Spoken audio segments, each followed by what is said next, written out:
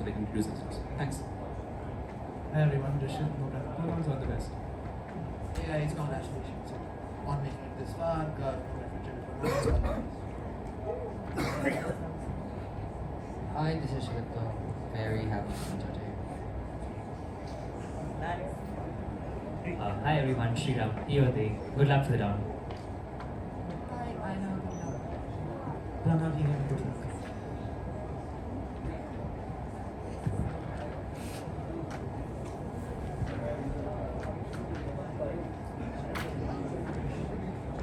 Yeah, well, the introduction is done. I'd like to invite Prime Minister to update. Here.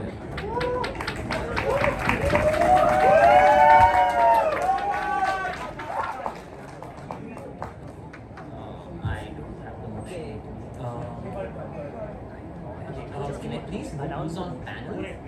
One second, we're just announcing the motion.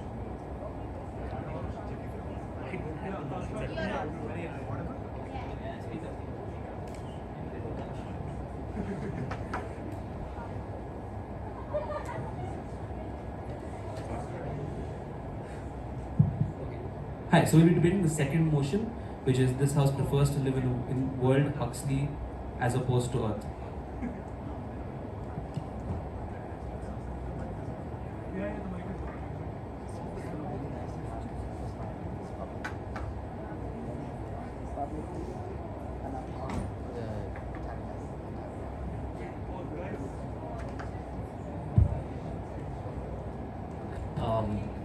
Can we start? Yeah. One second. Am I audible clearly to everyone? Awesome. Okay. That's fine. We don't need a POI. Okay. That's most important. Okay. Starting my speech in. I don't want to give a countdown. I'll just start it. Okay.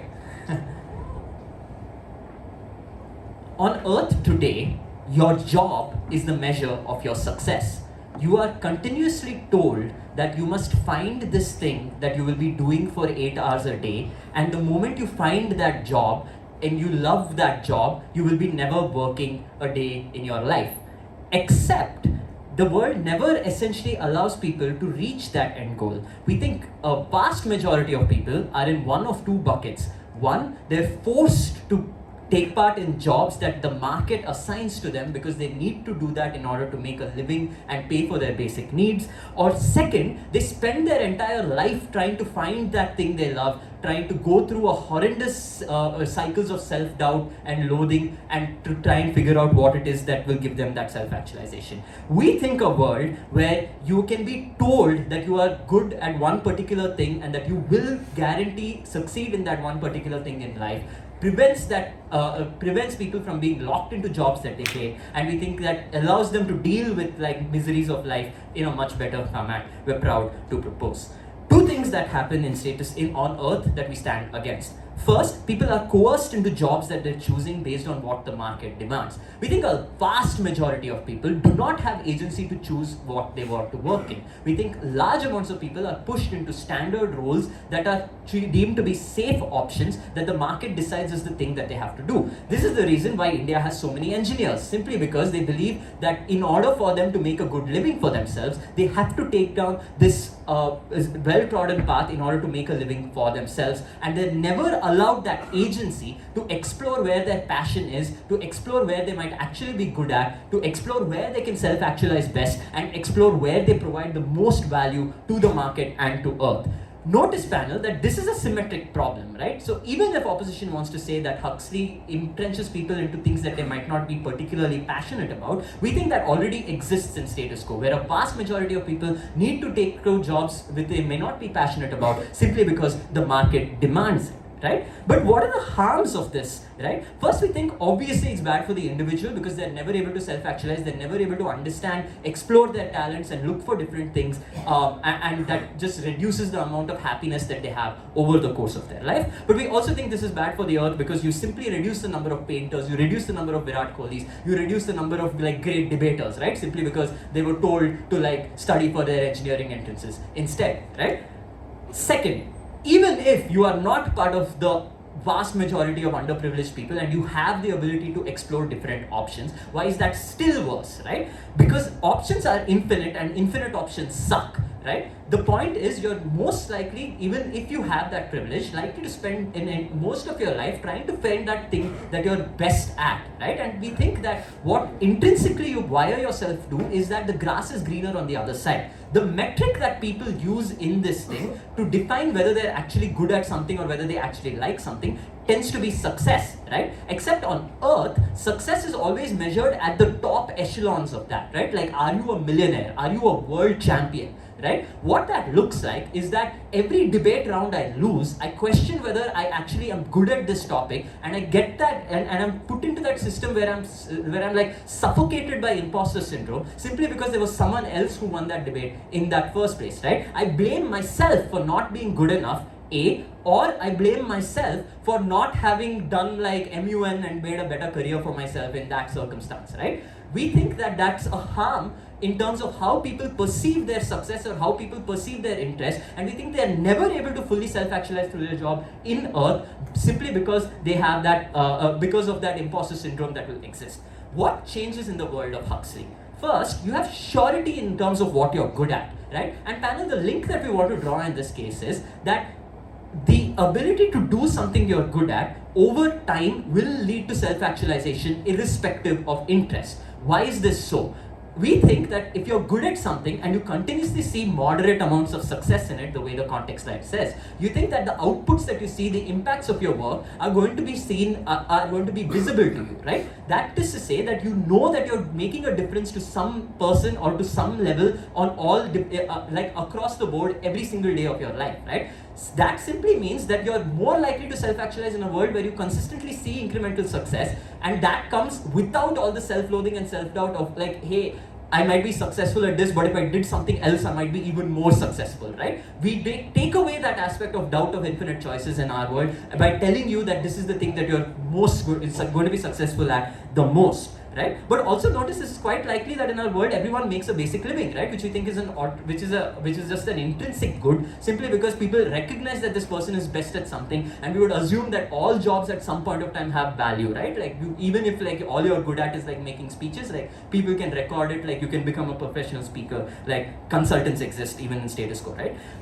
We think that people will end up making a basic living, but most importantly, you are more equipped to deal with failures and misery and jealousy, right? Because even if they assume that markets exist the way they will normally exist, there's going to be inequality perhaps in Huxley, right? That there'll be richer people and poorer people. Except here, the poorer person doesn't blame themselves for their poverty, right? They don't blame themselves for not being smart enough, for not being skilled enough in order to move ahead, because they know that Huxley is what has given them that sense, right? So what change we get is that they're more likely to find ways in which they can self-actualize within looking at the impacts of what their job gives, but B, and this is my next argument, focus on other things in life apart from your job that can make you happy, right? Because notice that's the biggest delta that can come in, right? We think people will find easier to self-actualize through things like family, through things like travel, through things like experiences that they might have, through things like having fun weekend drives with their friends, right? All of those things are more accessible now in the world where Huxley, where you know that there's a limit to how much you might actualize through your job, right? We think you shift your onus away from being stressed on vacation or like, oh shit, if I was here for longer, maybe I would get a promotion easier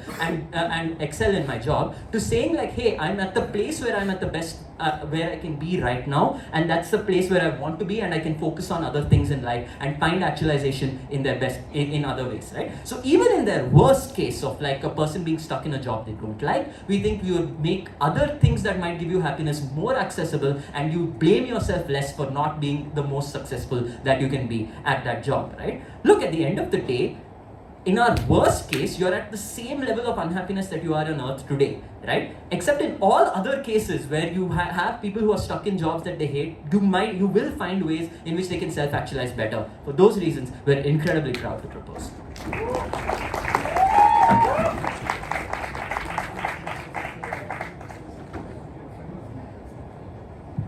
Great.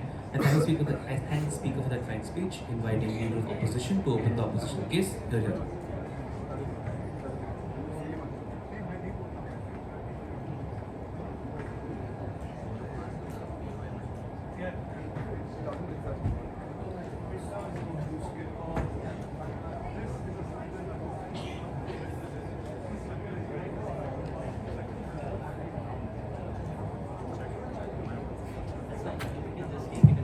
I audible?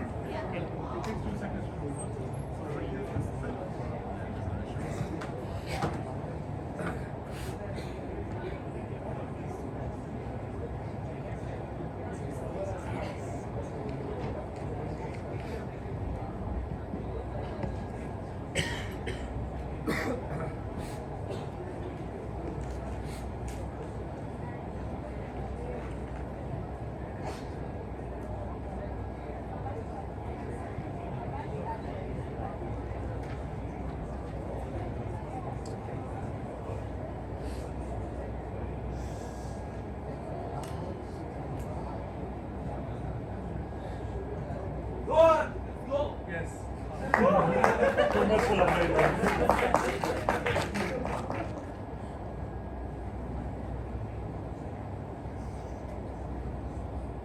I'm so sorry, give me a minute. Yeah, should have done this also. Cool, hi everyone.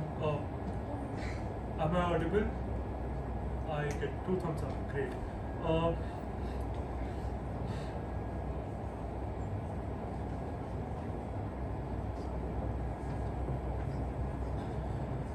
Whew,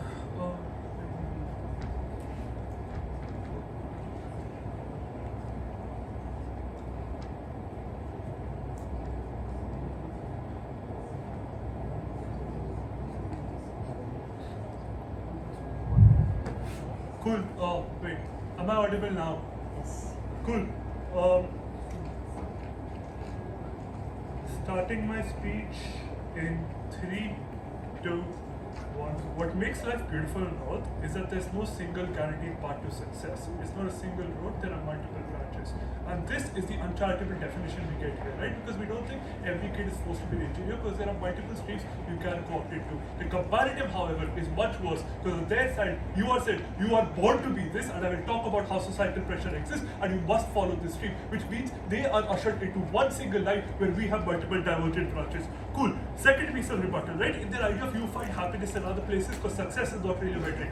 Unsure why this is true for 2 reasons. Number 1, society still places a high burden on what makes you the most amount of money and what you're achieving in your 9-to-5 job, which is actually like 10 to 8 p.m., which means you still spend a lot of time there, but you also have to place a high value because society acknowledges you by the amount of money you make. But 2, comparison with others also exists post moderate success, correct? Just because you have some moderate success does not mean, hey, I'm successful enough to be happy in life, because the constant comparison with others always exists. How is the social pressure then likely to exist? Don't parents, schools, and other institutions constantly tell you that you need to maximize your potential, you need to go ahead and be successful. The point at which at your birth you are assigned a singular craft and told that this is the thing that you will at least be best at or moderately be successful at, you are constantly pushed down the street. That means from your very birth, the kind of schools you're going to attend, the kind of people you're going to interact with are singularly ones who are going to be ones who have the similar traits as you, because you want them to grow together, number 1. But number 2, everyone, ever since you're a small malleable child, tells you that this is the right path for you and this is what you should follow, because the people in your life want you to maximize your success. What this particularly means is you're conditioned into believing that this is the right thing for you from a very young age, and that's what you go ahead and follow to do. So if you want to talk about the metric of loss of agency, I think they're much more coercive on this side of the house. But secondly, I want to talk about how just because you're good at something does not mean you find it fun. I suck at chess, but I love the shit out of it because I can keep playing it, and what really gives me happiness is knowing that I can go ahead and get better. The point in which on their side of the house, when you're born and you're told, oh, you're good at this, you're unlikely to derive happiness from this, right? Take the example of a millionaire. If someone tells him, you want $100 today, that's great, they're unlikely to feel happy because they're like, what? I already have $1 million.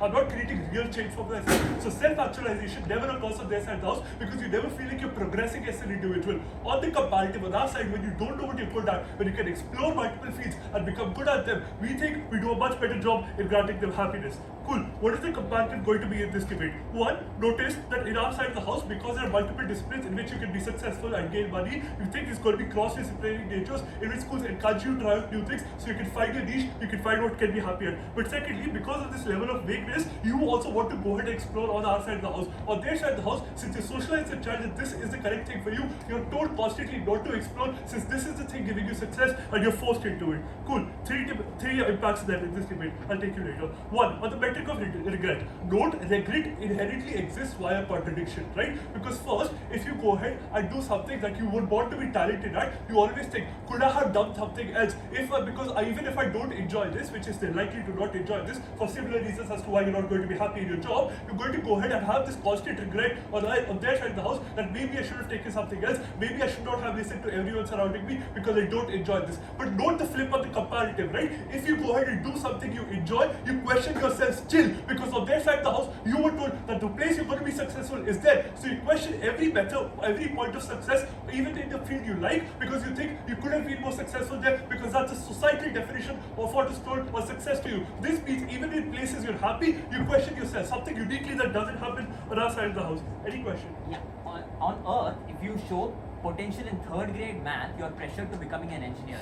Why is pressure exclusive on Earth? No, but even if you're in math, there are multiple streams you can take. You can take education, engineering. We're not saying, but the comparative is on your side of the house. There's one singular stream you always have to opt into. Debate this on a comparative. But note, it also means you're likely to blame the entire world for the kind of person you become, right? And this leads to lots of growth. What do I mean? The point at which Acharya blames everyone but himself for not getting a date on Bumble, he fails to introspect as to how he can grow as a human being. This means, and this growth is incredibly crucial because the only point at which you can challenge yourself and try to become a better person is when you have a level of introspection, when you don't blame everything else but try to question yourself and how you can become better. The point at which you're forced into a stream, it's unlikely on their side of the house you have this level of introspection because you think the genetic lottery screwed you over and the reason you are unhappy at your current job is because of the genetic lottery, but there's no opt-out mechanism. But secondly, in terms of why you become a worse person, right? Note, I've already characterized you how this society is likely to look because from a very young age, you're forced to socialize with a very limited group of people who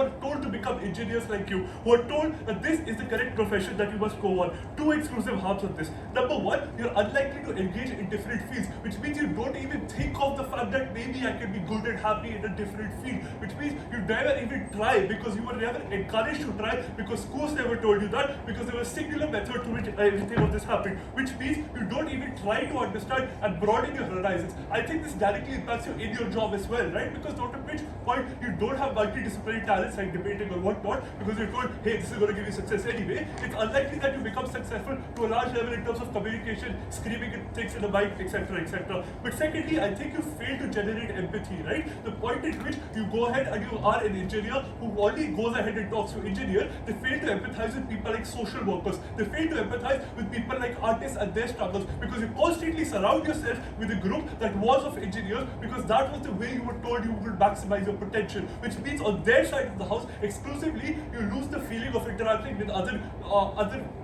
occupations. Note that exists on our side of the house where this is about randomness that's happening, but number two, it schools everyone because they don't know what they're going to be, goes ahead and engages with every single kind of person, explores the world and is able to achieve that level of happiness. But thirdly, I think in market demand, right? Because the argument of market demand doesn't make sense. The point at which market demand exists, it exists, which means jobs are created based on what people want. So for example, Uber creation has risen to a level, like because of Uber creation, we now see more taxi drivers happening in the first place. People on earth can fill this demand, but note, they're flexible because the perception of the roles because of the perceptions of roles is not incredibly limited, but they have been shackled by that existence of the true role or the comparative. Note, even if they try to argue this debate that monetary incentive exists in Huxley, the problem with that becomes people hesitate to take on new opportunities outside of the profession because they know it is not their role, because the social conditioning tells them that they'll never be successful in these roles, which means they fail to branch out into things that the market actually wants. If they fail to actually meet demand and status quo,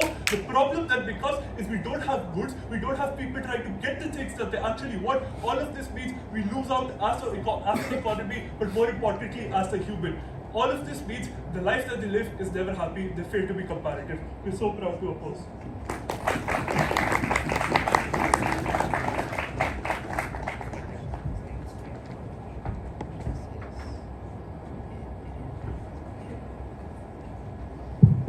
I thank the speaker for that fine speech, inviting Deputy Prime Minister to continue the government case. Here.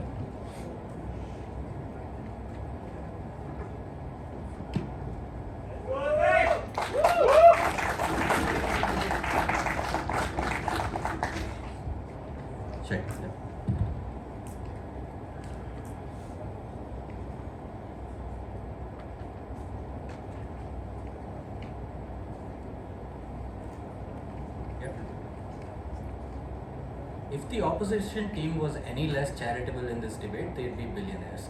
What they've done in this debate is taken the most worst case scenario they can think of on our side, that everybody is going to hate the job that they've been given in Huxley, and therefore all the harms that they provide of Huxley follow from there.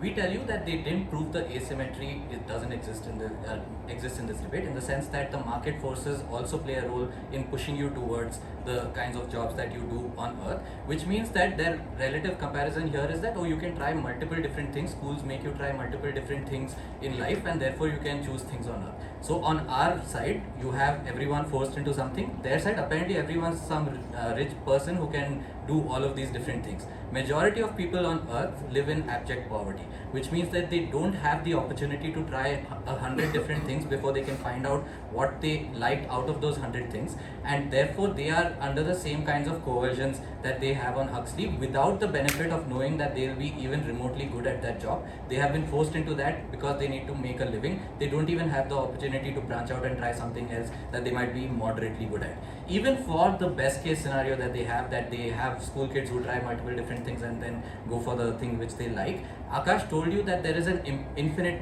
choice, whatever, that exists on their side, right? Which means that you are never satisfied with what you found, and you always have this intuition that there might have been something else that you might have been good at, and therefore you might not have maximized your chances of success on earth by not choosing that other path. If you don't make it to become a millionaire, or if you don't become world champion in the sport that you try to follow, or something like that, right? Which means that imposter syndrome of not being good enough at the thing that you're doing, and that missed opportunity cost of not having pursued something else from childhood always stays with you throughout your life on earth. Which means that even in their best case scenario, they don't get away with the kind of mental pressures that society puts on you on their side. I'll tell you why that doesn't exist on our side. Firstly, we gave you a mechanism in terms of why there is likely to be some amount of self-actualization even if you don't like your job, in the sense that if you see decent outcomes and impact of the work that you're doing because you're talented at this particular job and you will be moderately successful at this job, you're likely to find some amount of happiness. They can't even access this on their world. They have to do what the market asks for the vast majority of people on earth. The second thing we told you is that what you can do in Huxley is you can accept that this is your career, remove that huge uncertainty which is a part of everyone's life, and move on with your life to do other things. You're not constantly thinking about what else I could have done and made a central part of my identity in terms of my career, and therefore you can focus your identity on other kinds of things in life, which means that if you are not finding total happiness from your job, you know you can't change the situation, therefore you go on to finding happiness in things like connections with your family, in building connections with your friends, playing chess if Rohan wants to do that. Therefore you have more time to focus on these other things, and you can more quickly realize that this is what I find happiness in. The second advantage you have in doing this is that there's no pressure to make this your career, right? At the end of the day, even if you find happiness in chess and you suck at it, you don't have to become a professional chess player at the end of the day, and that pressure doesn't exist that, okay, I have to find what my passion is so that I can make that my career and therefore never work a day in my life, as capitalism tells you, right? Therefore, on net, what we give you is a mechanism to a pathway to actualization, which they don't give you on their side. They've been extremely uncomparative in the kind of access they have to this. I'll move on to social pressures and focus on how we curb the worst excesses of capitalism, but I'll take your question. Good. Structurally speaking, even on your world, people are confined to, rather than infinity outcomes, one outcome. That means the socialization in your world, ever from the start of history, is going to change. They are still going to ruminate about what if this wasn't the job I had. Ruminating is something that's inherent to humanity. Structure is engaged. Okay, so in our world, even if someone is ruminating about what if this wasn't the job I had, one, they know that this is the thing that they're most good at, right? So even if they didn't have this job, the other jobs they might have had, they wouldn't be as successful at those other jobs. Therefore, the comparative they have isn't one of uncertainty, oh, I could have been great at something else if I tried it out, which exists on their side. That doesn't happen on our side. So that's the comparative. The second thing is in terms of societal pressure, right? They tell you that people will still pressure you to maximize your success in your job and things like that. We tell you job success maximization is not a pressure on our side because people realize the extent of, let's say, success that in terms of monetary success you can get in particular jobs. So therefore, societal pressures are likely to more be in terms of how you've discovered how to actualize yourself outside of your job, because everyone knows that the job isn't something that you chose, therefore it isn't something that they can influence. So society will try to pressure you on things that society can influence, right? But society can't influence your job in this world, and therefore that is not a major part of how societal pressure is likely to work. Focus shifts on finding passions, and that passion doesn't have to be your job, therefore societal pressure doesn't work as badly on our side. How do we then curb the worst excesses of capitalism on our side? Let's look at what the primary problem is, right? Workers are exploited because there is a race to the bottom because of a large number of people who can do the same work and them being replaceable. In Huxley, probably there are going to be a limited number of people for every kind of job. So whether you're a factory worker or a garbage picker or anything of these kinds of jobs as well, there's probably going to be a limited number of people doing those kinds of jobs. What this means is that when there isn't this like vast number of people available for all kinds of jobs, you are less likely to be exploited because you are less replaceable, in the sense that you have greater ability to collectivize and unionize, and you have higher leverage in terms of bargaining ability against corporations or CEOs, which means that firstly, because you have moderate levels of success, you are likely to have some amount of earnings, so you are not in abject poverty. Secondly, if you are able to bargain more because of lower replaceability and therefore higher ability to unionize for better worker rights, you are less likely to be exploited, and the wealth gap is less likely to be exacerbated in Huxley than it is on Earth. Even if you don't buy that framing, the worst outcome on our side is that we get Earth again. But the worst case on our side is their current status quo, right? Which means that in this debate, they can't win on just proving that Huxley has certain bad outcomes in that world. They need to prove a harm greater than what the bad outcome is on Earth, and until they compare the vast majority of people on Earth and their market forces coercing them versus what they're likely to face in Huxley, they can't win this debate, and for those reasons we propose. I thank the speaker for that fine speech, inviting the Deputy Leader of Opposition to continue the opposition case. Here you are.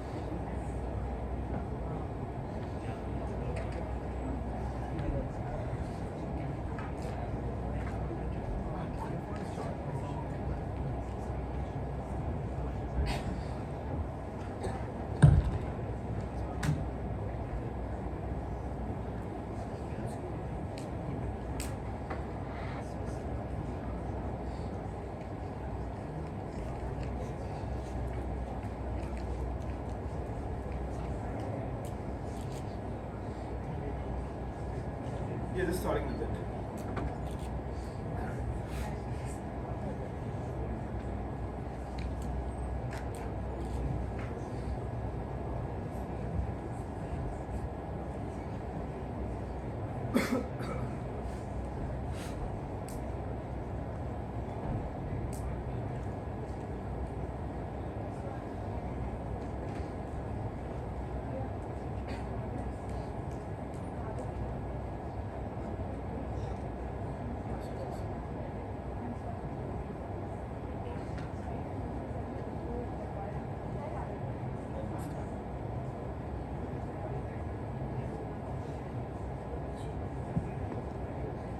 Yeah, judges, am I clearly audible? Wonderful.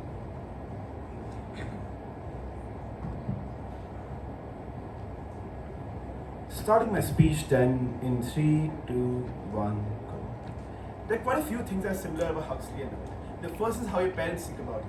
Your parents want to maximize the success for you, which then means they probably choose for you fields that they think that you perform better at.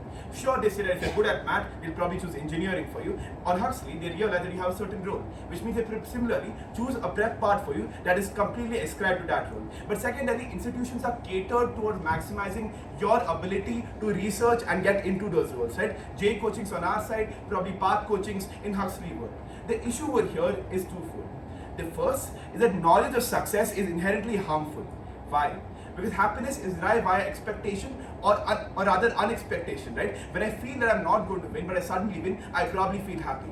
Over here, if Akashraj Murthy is the best debater in India, and then he goes on to lose a round, he'll probably feel bad. He said he'll feel self-doubt because that is unexpected, right? Why the hell did that happen? On the other hand, if someone's probably an underdog team who beats him, they feel, hey, happy. Oh, this is unexpected. I'm very happy about this. The issue over here is, you know this is your role. You know you're supposed to be good at it, which then means most of the impacts that you get in terms of success are like, this is supposed to happen. This is my role. This is the way it's supposed to be. Like, I'm really unclear why you actually get any incremental success on their side because most of it's supposed to happen, right?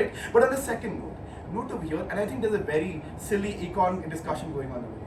On both worlds, jobs are entirely dependent on market demand. It doesn't matter if 10% of the population are engineers. If there's not enough market demand for engineering roles to exist in Huxley, there won't be as much employment for engineering roles. Which then means there will be a large number of population who will have to act in places that are not their roles because the market simply doesn't cater to that. A few ideas over here. One, note I've already talked to you about why institutions, society and your parents probably coerce you into paths in terms of maximizing potential based on what your role has been thought to be. At that point of time, when you probably do not go and get up ending, let's say, employment in those roles, that leads to panic, that leads to uncertainty because you're not prepared for that. You don't know what's going to happen over here. But B, there's hesitancy in terms of going into another role. You've been conditioned from a young age that, hey, this is probably not a path for you, you should probably choose this, is probably what you're good at. I'm not entirely sure that people are able to make that leap of faith on their side when they go ahead and go into roles that is not their path, which they have to do because market demand is not proportionally distributed based on the roles assigned at birth in Huxley. Over here, a few things, right? Two ideas in terms of self-hate and why people are actually not happy with their jobs. The first for me is very clear. I already told you that look, expectation of success inherently decreases your ability to feel happy about it. At that point of time, even if let's say, you know what, incrementally your success increases because you're good at that job, not entirely sure why you feel happy on their side. On the other hand, on earth, there's a reason why you feel happy. Look, your competition is unknown. You don't know that the competition is like equally competent. You don't know if you're going to succeed or not. At that point of time, when your hard work is rewarded, you probably feel happy because hey, this is unexpected. I got a bonus that I didn't know I was going to get a bonus, right? There's no pre-knowledge existing on earth. But secondarily, and please think about this, right? At the point of time then, you are an earth and you probably have to cater to market demand as you did. You have to cater to market demand and take unexpected risks on both sides of the house. In earth, that can be just seen as an adaptable challenge. Hey, this is a possibility for me. I could probably take this risk. I could probably be good at it. I'm not entirely sure what possibility leads over here. On the other hand, there is an overwhelming fear in the world because you're going outside of your comfort zone. You're going outside of what parents and society and everyone has told you, and you're taking a risk that you don't know where this unknown is going to be. You don't know if there's any success guaranteed to you. I think the unknown is different on both worlds. Because on earth, you think of it as a balance of probabilities whether you're good at it or not. On Huxley, you know there's something that you're not good at and you're taking a risk over there. I'll take a POI later. Note, I think then a few ideas. A, success is relative. At the point of time, you're conditioned that everyone around you is also in that role, is supposed to be successful. I'm not entirely sure what the differential between people, in terms of them being able to actualize success based on, able to actualize success based on, let's say, the peer group around them. On earth, at very least, you know that there are markers in terms of, let's say, there is your ability to differentiate among people because you know you're probably not equivalently talented, or there are probably different things that you're good at as compared to all of you being fit into one cookie mold or one cookie cutter mold. I think there are greater ability or greater ways in which people can derive happiness on earth since there's not this cookie cutter expectation of certain people, especially when they're put into pipelines, as Rohan pointed out, where similar groups, similar set of expectations, similar roles, and throughout their entire life. Secondly, on poor and rich, right? And this is very crucial in this way. I think rich or wealthiness is far more entrenched in the world Huxley than it is on earth. Two ideas why. Firstly is largely in terms of risk taking. Only at the point of time people are willing to explore new market areas, take actual risks on their capital. Are they able to generate means of creating wealth? Are they probably having an ability to return, let's say, get those those returns on their investment. At the point of time, a fixed path is laid in front of you, and society tells you to move towards this fixed path. It's uncertain what is your propensity of taking risk. I think the ability to take risk exists on earth because there's a difference in, let's say, how you perceive this risk, right? You see these stories of people succeeding and people going ahead and doing, let's say, based on the risk they have done. I think your social conditioning prevents similar stories from existing in Huxley because these stories are probably more oriented towards your path in Huxley, which then means at the point of time you're allotted to a certain strata. For example, if you're a garbage cleaner, you probably think you're going to be a garbage cleaner for the rest of your life because that's your easiest attainment, easiest route towards success. I'm not entirely clear with similar, let's say, okay, go ahead, The 2 or 3 unexpected successes in life come at a cost of spending vast majority of your life trying to find out what you're good at. Why is that intensity of happiness better than all the other means of happiness that we tell you? It's quite basic. I think the way the education system and things in earth are designed, that people get to choose at every point of time. In school, you get to explore multiple fields. Even if I'm forced into engineering, I get to choose my type of engineering. Even if I pass from engineering, I don't necessarily have to do my field. I can go ahead and take a master's in a different field or do a job in a different field. I'm given multiple choices and multiple paths of exploration either side, and I think there is sufficient opportunity for me to actualize what my choices could be and see where I'm actually deriving happiness. It's very important to notice debate that your preferences are different from your intrinsic talent, right? On no means are your preferences taken into account in terms of determining a role in the World Huxley. But note, there's an actual barrier in terms of exercising your preferences because your conditioning prevents you from accessing these preferences. Why? Because you've been told from a young age that this is the mold you should fit into. And these molds are far, far more tighter than the molds that exist on Earth. Because engineering is a much broader field as compared to a specific role that is designated in Huxley. But secondarily, the people who are assigned into this role are much, much broader in terms of vast majority of people being pushed into one broad role like engineering as compared to people being forced into tiny cookie cutter roles in Huxley. At that point of time, because there exists less diversification, which leads to the macro level impacts that Rohan was talking about in terms of both empathy as well as, let's say, cross-disciplinary reactions, I think the final comparative becomes, I think the propensity to access risk is far less in Huxley. I'm not entirely sure if people are happy, because I'm not entirely sure if people are accessing their preferences, or people have the ability to act in their preferences because the uncertainty or the fear of failure and the social condition that prevents them from doing so. I think for a life without constraints, a life in your birth does not determine everything. Very, very proud to oppose.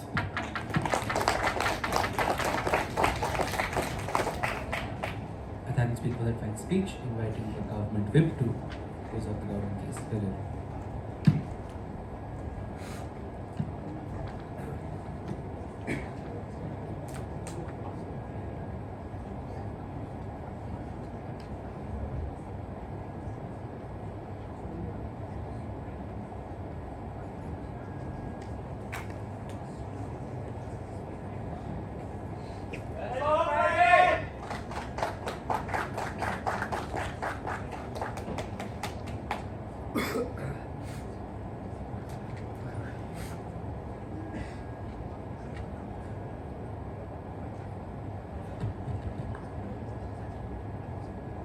Am I audible? Loud and clear? Okay.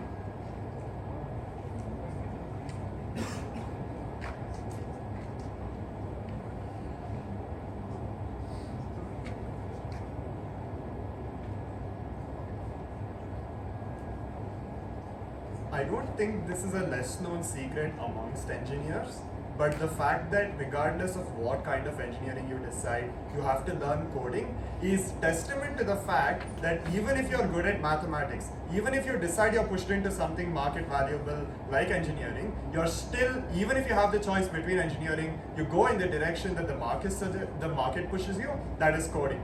Akash is a biotechnology engineer. He doesn't know the valency of potassium because he's simply forgotten it over time doing management consulting, doing coding, doing business technology analysis. Even in their world panel, we say that even if 4 paths exist, you have to take the safest path. This is determined by 2 things. First, it's determined by market forces that force you to take a certain path. Second, it's also about realistically achieving that certain path, and this amount of safety is extremely crucial because in their world, you have to actualize on your job. They've been very uncomparative to the other means through which we actualize, through which we self-actualize, but more on that later. There are a lot of things that they try to sell to you, like the American dream, right? In terms of once in a lifetime success can happen. good teams like Akash can lose, which is very unlikely, but that is what is worth it in the status quo, right? First of all, we tell you that that can even happen within roles. Even if you are assigned a certain role and you decide that this is something I want to get really good at, you can still have the same battle here. And if you think about it, we all decided to be debaters, but after that, that kind of self-actualization that they want can happen even within debating. So we don't see why this kind of benefit is mutually exclusive to them. Second, we tell you that it's probably not even worth it, right? It's probably not even worth it trying to beat us or trying to win a debate tournament or anything of that matter, simply because think about the kinds of harms that come from aspiring for these things like imposter syndromes, things like being insecure, things like working so hard while not being able to self-actualize in any way possible. We don't see why, and this is kind of like an account for competitions in general, right? We don't see why competition is the only means through which you can self-actualize. But more importantly, right, they say Huxley assigning you jobs that have no market. I think it's important to be realistic in this debate. If World Huxley says that you're going to be like some magical job that doesn't exist or a job that's market has been killed, I don't think a debate happens. I think that it's a consideration of what you're good at and also that there are reasonable jobs that exist, or otherwise the skills simply wouldn't matter, right? I'd be really good at playing with a butter knife or playing with a pen, but if that can't be assigned to a job, so that needs to be realistic on their side. But let's dwell into other arguments that comes from DLO. First, we tell you that Earth, they say that Earth has defined markers of success and that is better than having no markers of success at all. To this, we have a response that comes out in Akash's speech. We tell you that these markers for success are already very unrepresentative of a vast majority of people. It does not conform to the kinds of problems and the kinds of situations people are wound up in, and a vast majority of people don't conform to this anyway. So we argue that it's better to have no marker at all instead of having these harmful markers that test your bank account's value and determine your worth when you don't have the access or the agency to increase sizably your bank account to begin with. Finally, they say risks are valuable, risks have inherent value. First of all, we think risks are a little risky, right? And what happens in status quo because of capitalism is that the risks are over-marketed to the point where the concept of the risk itself is diminished to a significant degree. So that kind of outlier success that you get, a vast majority of people buy the idea even without considering the risks, even without seeing how that fails and how they're very likely to fail in that world. This brings us to the clashes and the comparatives in this debate. First, we tell you that there's a lot of matter in status quo that we need to talk about that has been necessarily disengaging from side opposition. We tell you that even if you have infinite choices, even if you have a fixed number of choices, it sucks because you don't know what you're good at. And the exploration process, regardless of whether you're in third grade and your parents force you to go swimming because it's exploratory, probably still sucks for the kid if they had no interest in swimming anyway, right? Second, we tell you that the broader problem is this. Even if you find something you like, even if you find something you enjoy and you're inherently talented at, there is a significant amount of doubt and self-doubt because of the way in which success itself is measured and how important success in terms of the way the external world can validate it becomes the most important, the most paramount thing. We tell you that there's absolutely no conviction that you're good at something simply because the system tells you to. In our world, Huxley tells you that you're good at something, and that is enough of a conviction for the vast majority of people. You don't need to rely on external validation for these things anyway. We also tell you that things like imposter syndrome that comes from questioning whether you're good at your job enough, and imposter syndrome that probably comes from not maxing out your potential, are all realistic harms that we take down in status quo simply because we're enabling conviction without relying on external validators. What are the benefits that exist on our side? We tell you success is not a metric. There is conviction in your own choice, so you enjoy what you're doing and you probably see the impact of it when you're relatively good at it, right? If you're a teacher and you see students doing well, that kind of offsets the sadness that probably might come from the fact that you didn't get to be a doctor, because you get to see some kind of self-actualization through the job that necessarily doesn't rely on your bank account, and there are other means to self-actualize both within and without your job, and that is something that they need to engage with. Finally, we tell you you're doing what you're good at doing, so that ties up to the broader claim, and you spend to a time doing other things. That is to say that you no longer rely on jobs as being the only thing that you rely on. You can spend more time with your family, you can spend more time praying to God, which is very, very important to a lot of people. You can focus on your religion, you can focus on being pious to God and hopefully going to heaven if that's what makes you happy. These kinds of self-actualizations outside your job is something we've been claiming since first speech. No response from them whatsoever. Finally, this brings me to comparing how the world begins. They say you compare salaries still means of self-actualization. First of all, they don't engage on all the traps that already exist in society where you're trapped and you cannot fall into those markers or metrics of success through which you can behave. Second, we tell you that third grade math leads you to engineering because your market pushes it. So largely you're still stuck anyway, and an important distinction we make here is how you react.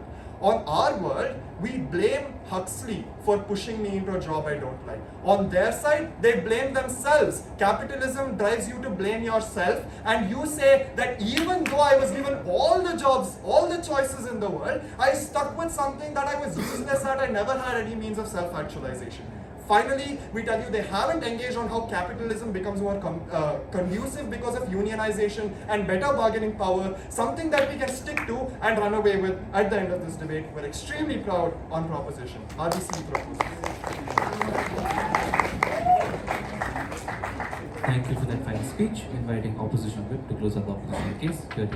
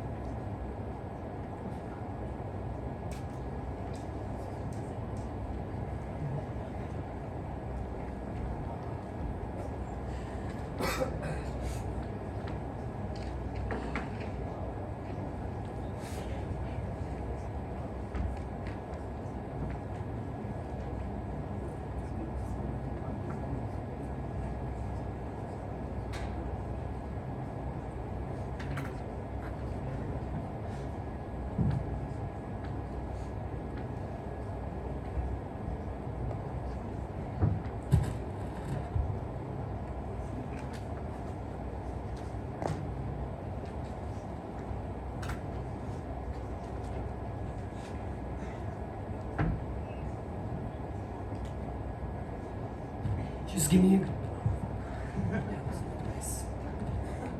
give me a couple of moments to compose myself. I'll get started. I'll also let you know with the countdown when I'm actually starting my speech here. Give me a couple of moments. I'll survive. The last speech, one way or the other.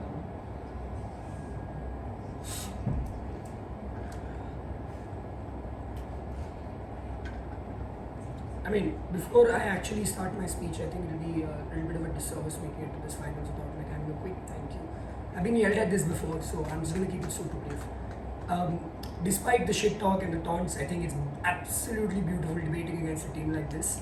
Teams that we've idealized, teams that we looked up to, and teams that we've always hoped to beat. So I thank you for that opportunity.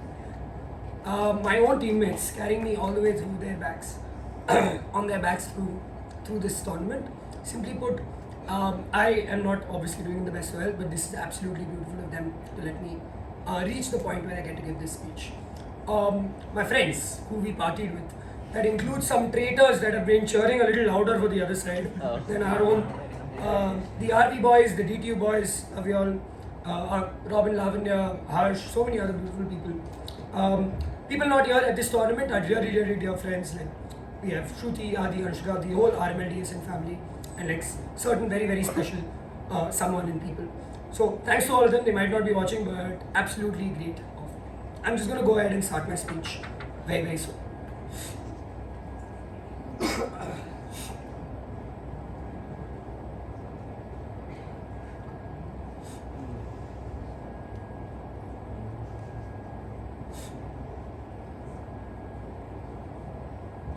Cool. I'll start my speech in 3.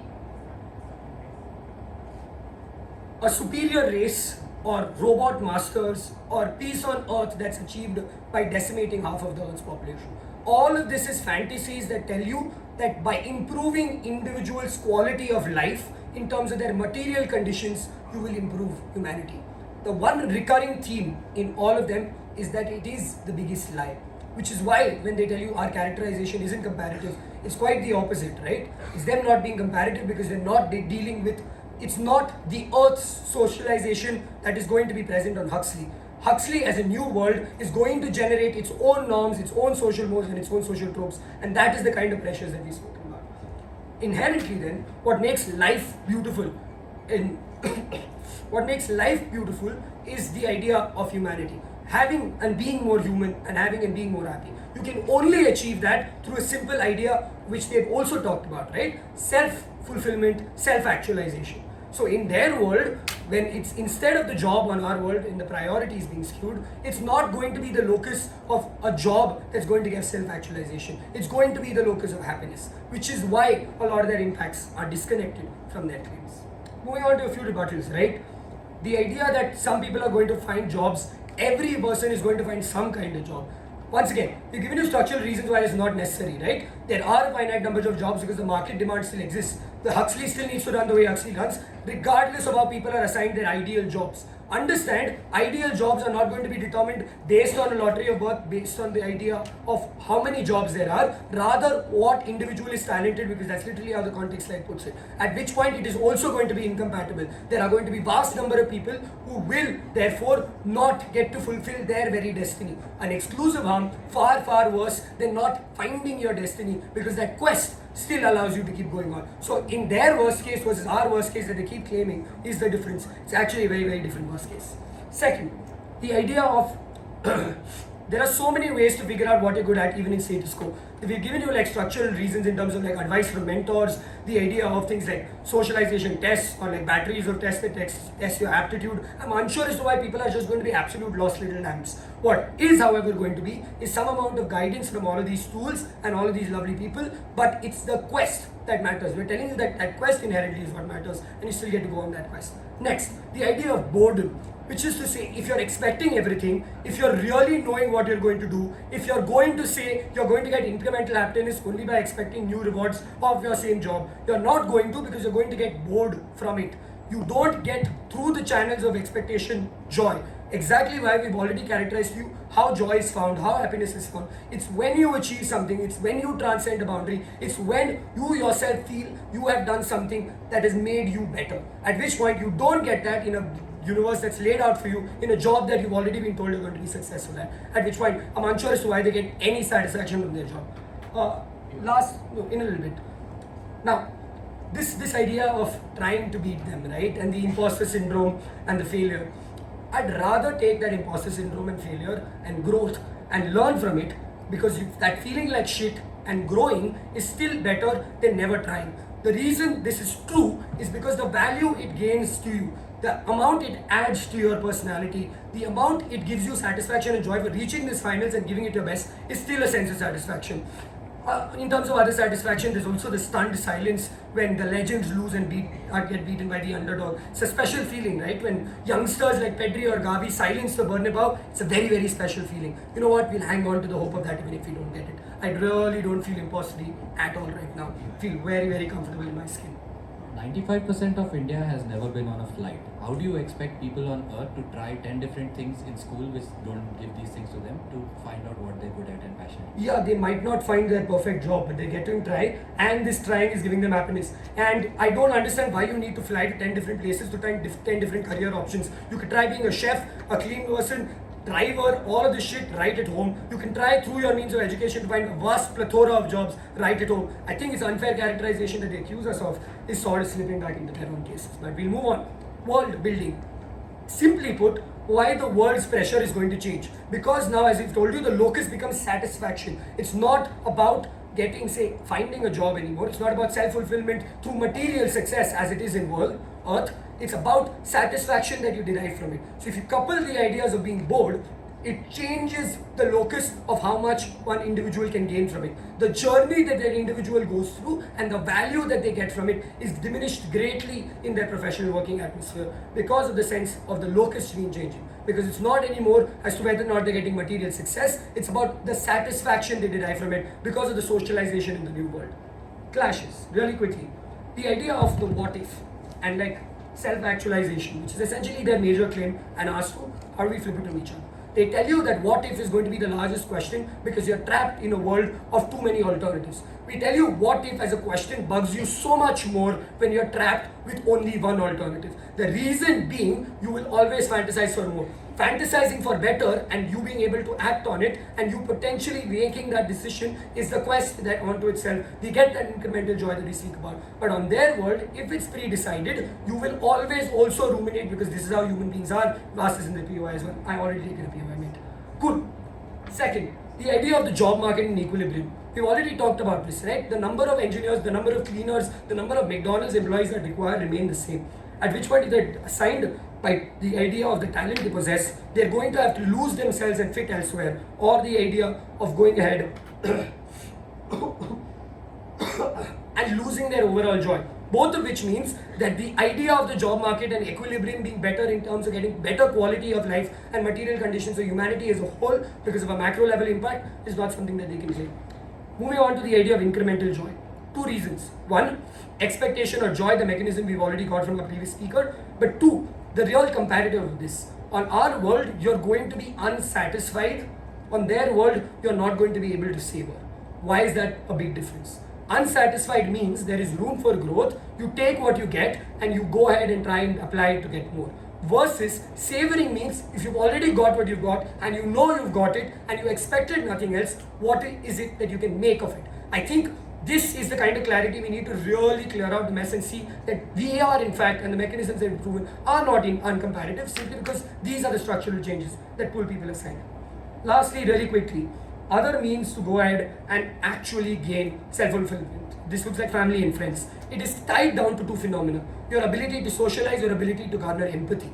Both forces we've told you in their world is going to get fucked because your ability to explore and meet different kinds of people and change yourself and your ability to get failure and learn from failure for your hobbies become compromised because of this phenomena of joy and failure that we speak about. Which is why I thank you so much for listening.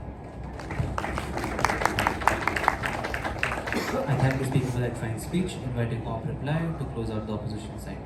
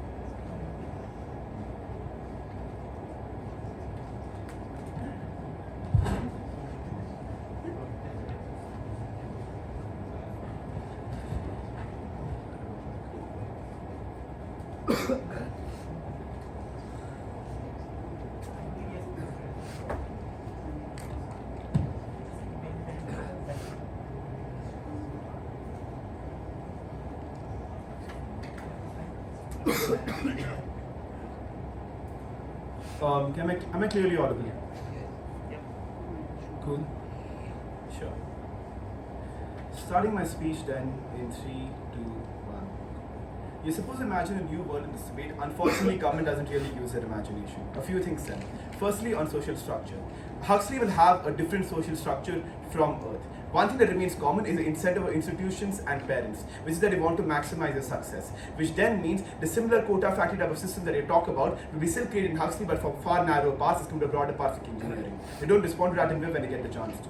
Second, in terms of choices, do note that yes, you don't need infinite choices to understand what you're good at on earth. We clearly give you reasons as to why you're able to understand it via school systems, etc. But if you want to argue that poverty is a barrier in terms of accessing this, note poverty is also a barrier on their side in terms of accessing training and actually being getting good at your role. Not entirely clear what is the difference on the comparative on this side. Secondarily, note also, I'm not entirely clear why exactly the ability or the choices that you have made on or the ability to choose, especially when there's no constraining fear and socialization, they say that you shouldn't try something different, does not bind you from making these choices on Huxley, right? Note on earth, at very least, there's probably far greater propensity of people trying out new stuff, since you have many examples of people going from one field to another, as we indicated in our speeches. I'm not sure if the same parallel exists in Huxley. At that point in time, you're constrained to the role you're in. The difference then becomes, is between the happiness and the other things that you gain by when you're constrained to this role. Two things over here.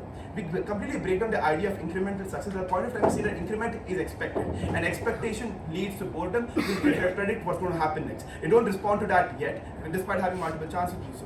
But on the other hand, there is an ability of getting some unexpected joy on earth at the point of time when you go into a field wherein you're not necessarily expecting success, but you do find success, so you just do things well. Because nothing is preconceived at birth that, hey, you're going to be good at this, right? Each and every trait that you discover about yourself and things that you're good at are unexpected to you at first. The same level of joy, the same ability to gain joy doesn't exist at Huxley. But note over here, this is very critical. Economics works the same way on both worlds. Jobs on their side are also determined based on market demand. They can't claim and say that, the way roles are determined, it's not about butter knives and stuff like that, man. It's about, look, even if you have 1,000 engineers in Huxley, but Huxley only needs 800 engineers, only 800 engineers will get employed. At that point of time, they have to deal, especially as pointed out in the deputy speech, the crippling fear of people who have to shift out of jobs that they are not assigned to. Because note, as compared to Earth, where there's not this degree of predictableness, you're probably much more exposed, and there are many more examples of people going outside their comfort zone, they're trying different things. Over here, it's entirely unknown territory, have not been prepared for it since birth, and there's massive harms for it in terms of the fear of failure that people are subjected to, or the ability to self-actualize at the point of time they force into truth, which does happen, because I'm not really sure the proportion do line up that well in Huxley. Once again, no response from that from Vip. I'm not sure what was happening in that speech, man. I think then a few things. Other things, and this is what I really pivoted claim on. You know what? We're going to do other things. We're going to be really happy about it. First year, at the point of time we self-recognize that, you know what, success is going to metric and people are going to pursue success symmetrically. Why do you have the time to pursue other things? I think that symmetricizes to a large extent and you can get time to do so. But secondarily, I think it is also the ability to explore your choices, right?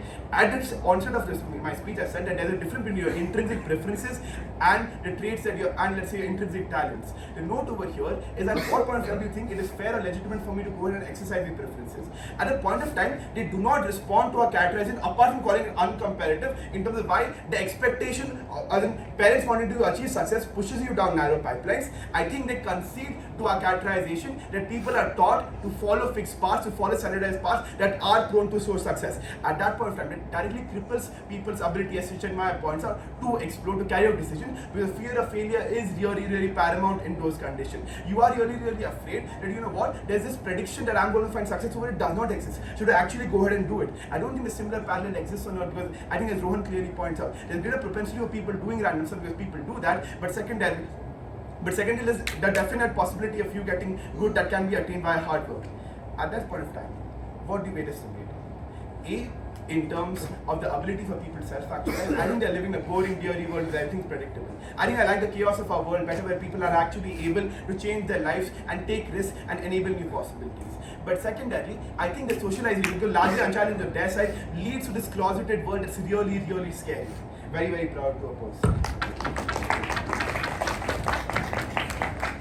I thank the speaker for that fine speech, inviting Garv reply to close out this debate and this competition. Period.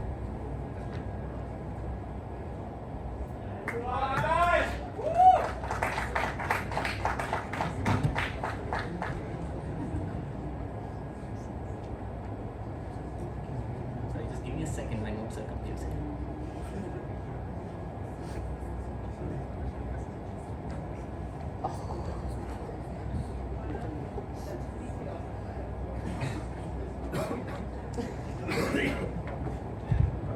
Are we good to go?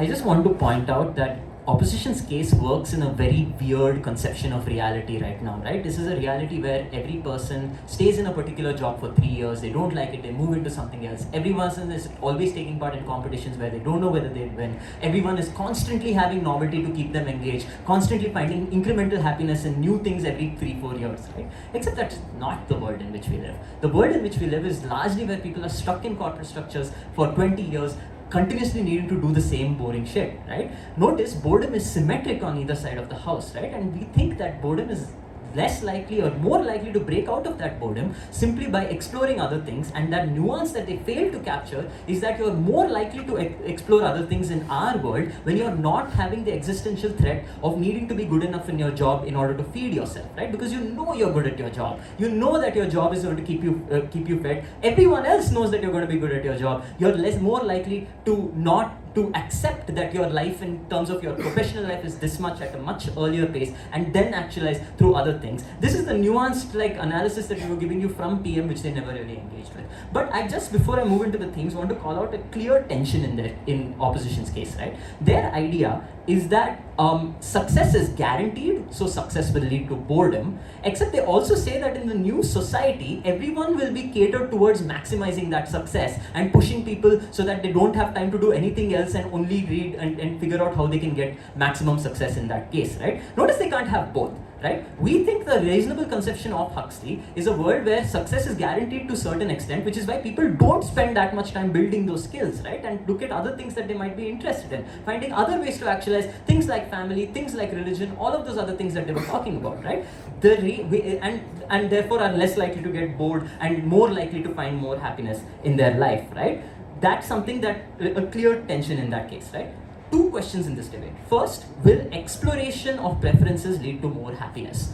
The contention from opposition is that your ability to try different things and the incremental happiness that you might get from that attempt is something that's going to give you happiness in the journey rather than the outcome, right? Several responses that we gave to this. First, they've never dealt with access correctly, right? Because most people don't have that access to do it. They went to international schools probably where you get to learn a lot of different things. Even if you learn a lot of different things, the final outcome of your career is probably going to be an engineering or medicine or the safest path that you have to choose in order to secure yourself while working within a capitalist environment, right? But also secondly, the reason why the exploration of preferences may not lead to most happiness is that simply by math, most times you fail, right? And this is where we told that billionaire example becomes so much more dangerous, right? Because you're told that you can become a billionaire, you're told that you can be successful if you do XYZ things, right? And that allure of that success is likely going to push people into things that they might not necessarily enjoy, but they are told that they have to be good at, right? And then they consistently fail, and that gives them worse outcomes on their side. We are at least at a point where people can accept that they might never reach that level of success and look for actualization through other ways, which is uniquely possible in Huxley, not in a world where society determines your bank account is the way in which you measure success, right? So on both those reasons, and finally, they haven't told you why that incremental happiness of oh my god, I won a debate when I didn't expect to, is so much more intense or better than all the other mechanisms of happiness we give you in terms of being more sure, in terms of not feeling miserable, not having self-doubt, and not having blame, right? But finally, the question then becomes about how do you deal with sorrow, right? We give you characterization right from first speech that sorrow is felt worse in situations where when you are not able to succeed on earth, you blame yourself for not having the skills enough to become a great football player or whatever, right? We think you're less likely to do that because you are able to blame the system and find new ways to actualize. We think we allow people to explore their passions better on our side when you're not always worried about where your next promotion is coming from or where your next meal is coming from. For those reasons, we propose. I also want to thank CUPD, Outcome, and everyone else for a fantastically run tournament. Felt really good for a few times.